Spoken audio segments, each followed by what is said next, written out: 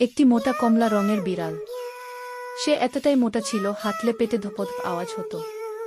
একদিন দুপুরে সে খুব ক্ষুধার্ত ছিল, কিন্তু ফ্রিজ খালি। হঠাৎ সে জানালার বাইরে একটা মুরগি দেখতে পেল। মুরগিটা মনের সুখে ঘুরছিল উঠানে। বিড়ালটা আস্তে আস্তে পেছন থেকে গিয়ে ঠাস করে মুরগিটার মাথায় বাড়ি দেয়। মুরগি গড়িয়ে পড়ে যায় আর সাথে সাথেই মারা যায়। বিড়ালটা খুব গর্বিত, কোলে করে মুরগিটাকে তুলে নেয়। তারপর সেই মুরগিটাকে রান্নাঘরে নিয়ে যায়। একটা ছুরি নিয়ে চামড়া ছিলে ফেলে, তারপর খুটখুট করে কেটে ফেলে মাংসগুলো। মশলা নিয়ে আসে, পেঁয়াজ ভাজে, ঝাল ঝাল ঝোল রান্না শুরু।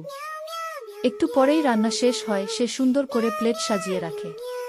তার বন্ধুরা আসে, আরও বিড়াল, একটা কুকুর, একটা খরগোশও। সকলেই মুরগির ঝোল আর ভাত খেতে শুরু করে। সবাই খেয়ে দেয়ে খুব খুশি। আর কমলা বিড়াল বলে, দেখছো, আমি শুধু মোটা না, আমি মাস্টার শেফও।